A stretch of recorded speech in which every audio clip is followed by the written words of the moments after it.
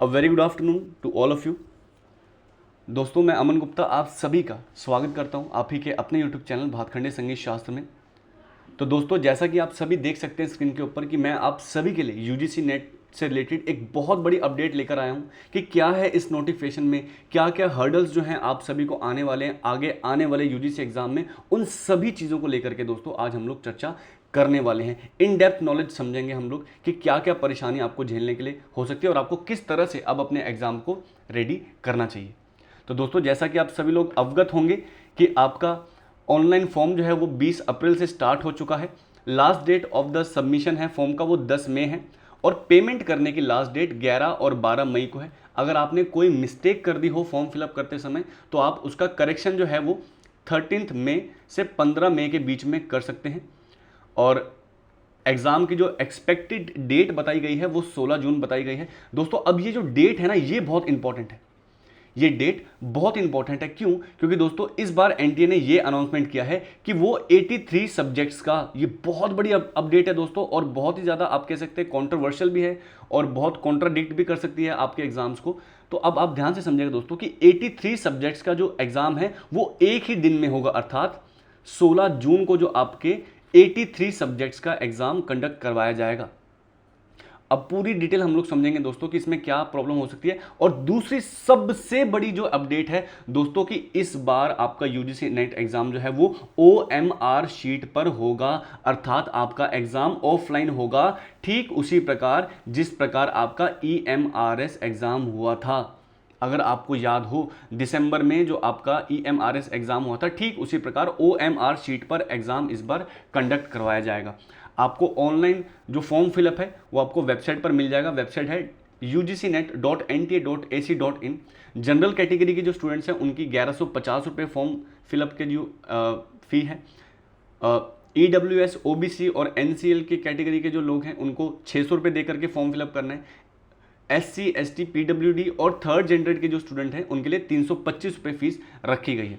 अब दोस्तों, मैंने आपको स्टार्टिंग में ये कहा था कि ये जो पैटर्न इस बार आया ये थोड़ा सा कंट्रोवर्शियल है। क्यों? अब इस चीज़ को हम लोग गहराई से समझते हैं क्योंकि इस चीज़ के ऊपर अभी तक कोई भी बात नहीं कर रहे हैं। जितने भी बड़े यूट्यूब हैं कोई भी इस प्रॉब्लम के ऊपर बात नहीं कर रहा है, लेकिन मेरा फ़र्ज़ है आपको ये बताना कि इस ओएमआर शीट की वजह से आपको क्या क्या प्रॉब्लम फेस करनी पड़ सकती है, या कहें कि एक ही दिन में 83 सब्जेक्ट्स की वजह से आपको क्या क्या प्रॉब्लम फेस करनी पड़ सकती है। तो चलिए स्क्रीन के ऊपर आते हैं और समझते हैं हर एक चीज़ को इन डेप्थ तरीके से। तो देखिए दोस्तों, ये है आपकी ओएमआरएस शीट। इसके ऊपर आपका एग्जाम होता है, आपका ऊपर सेंटर का नंबर होता है वो आपको भरना पड़ता है एंड देन आपको ऐसे करके आपको मार्क करने पड़ते हैं। आपके रोल नंबर कहें या एग्जाम सेंटर कहें, आपको ब्लैक डॉट से भरना पड़ता है।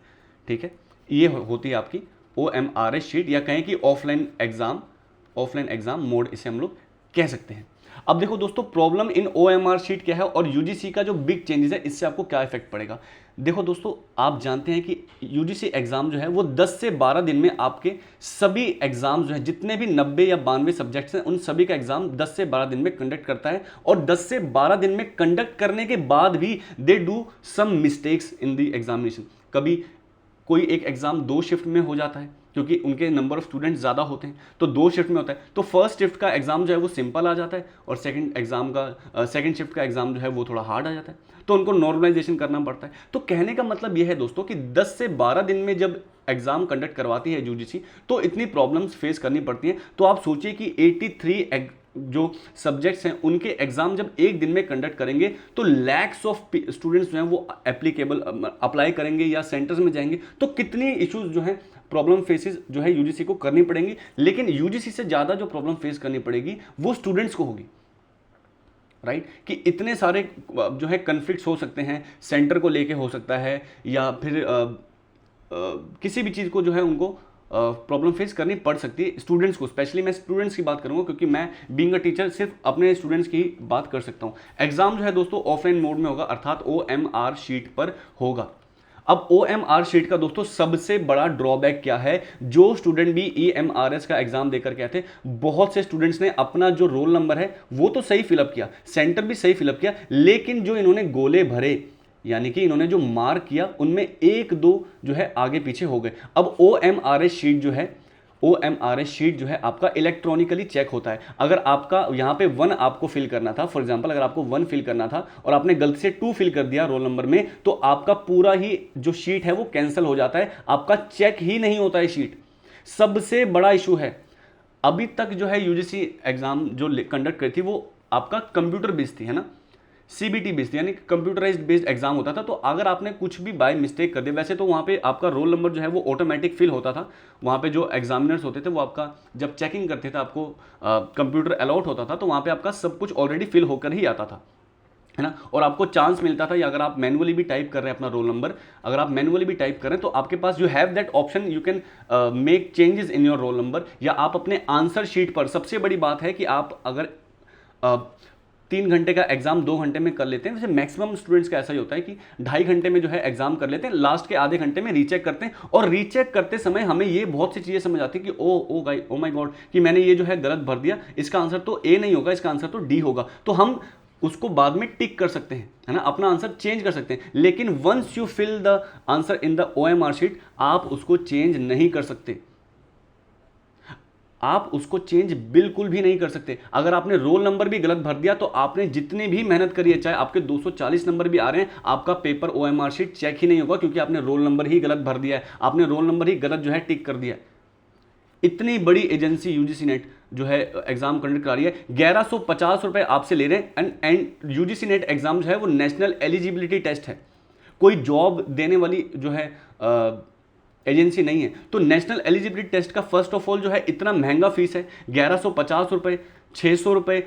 आप अदर एग्जाम्स अगर देखेंगे तो अदर एग्जाम्स में जो है नेशनल एलिजिबिलिटी टेट एग्जाम देखें या कोई भी एग्जाम देखें, तो वहाँ पे हमारे जो SC ST भाई बहन हैं उनके लिए जो है वो फ्री रखा जाता है, उनके लिए फॉर्म फिलअप फ्री रखा जाता है। लेकिन NTA इस बार 325 रुपए जो है हमारे भाई बहनों से पे कर रहे हैं, एंड उनको क्या मिल रहा है, OMR शीट।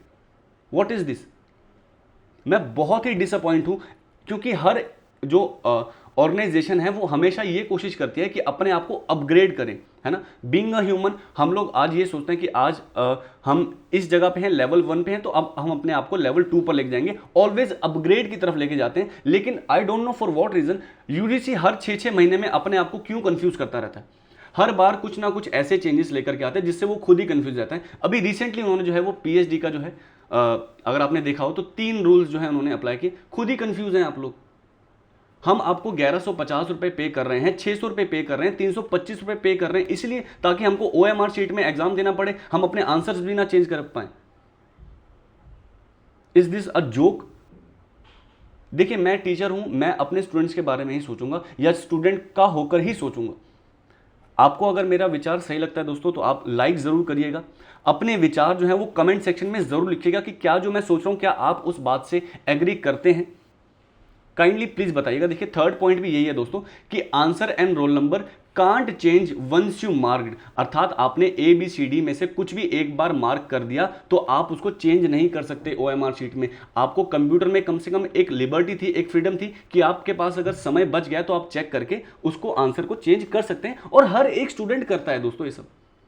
और सबसे बड़ा प्रॉब्लम है OMR शीट में दोस्तों पेपर लीक होने का।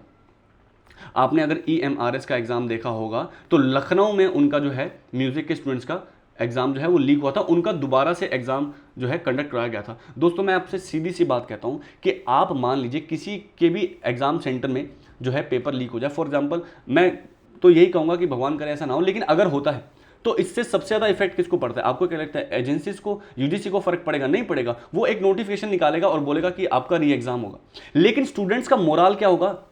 स्टूडेंट का मोटिवेशन तो डाउन हो जाएगा। क्या पता उसमें 250 नंबर लाए हों, लेकिन अब जब दोबारा एग्जाम हो रहा है उसका मोटिवेशन डाउन हो रहा है, तो वो हो सकता है 220 नंबर ले आए।